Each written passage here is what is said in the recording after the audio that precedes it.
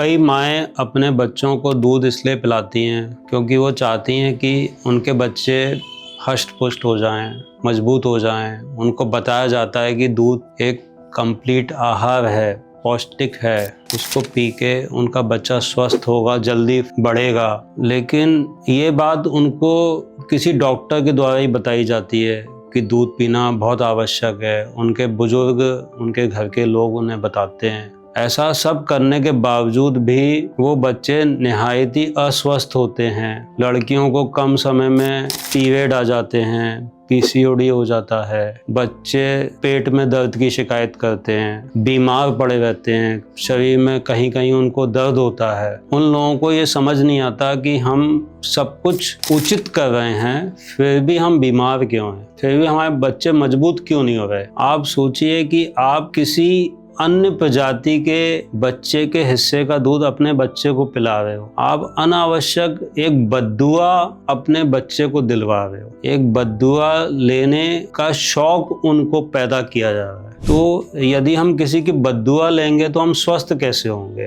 ये कितना साइंटिफिक हो सकता है कि हम अन्य प्रजाति का दूध हम पी लें। आज यदि हमको एक एक्सीडेंट होता है तो हम कोई गाय या भैंस का ब्लड तो अपनी बॉडी में नहीं चढ़ाएंगे, ये तो हमको सबको समझ में आता है। तो जब हम ब्लड नहीं चढ़ा सकते तो किसी अन्य प्रजाति का दूध कैसे पी सकते हैं? यदि किसी इतिहासकार से, किसी किताब से कहीं ऐसी गलती भी हो गई, उन्होंने ऐसा बता दिया, ऐसी बहुत सारी अन्य चीजें बताई गई हैं किताबों में जो बाद में हमने देखा कि गलत सिद्ध हो गई। जैसे हिंदू शास्त्र के हिसाब से सूरज जो है पृथ्वी के चक्कर लगाता है। सूर्य देव 7 घोड़ों के रथ पे चल के दिन रात पृथ्वी की परिक्रमा करते हैं। लेकिन आज हमें पता है कि ये सत्य नहीं है। आज हमें पता है कि पृथ्वी ही सूरज की परिक्रमा करती है। तो यदि किसी से ऐसी गलती हो भी गई है, उसने आपको गलत भी बता दिया, तो इसका मतलब ये नहीं है कि आप अपना पूरा जीवन उस गलती को सही सिद्ध करने के चक्कर में जियो। अपना घर बर्बाद कर लो, अपने बच्चे बीमार कर लो, खुद को गंभीर बीमारियों से घेर लो, केवल इसलिए क्योंकि किसी ने ऐसा पुराने जमाने में बोल दिया। तो ये आवश्यक नहीं है। हम इसमें सुधार कर सकते हैं। आज हम लोग ईट फ्रूट्स एंड हील के नाम से एक मूवमेंट चला रहे हैं जिसमें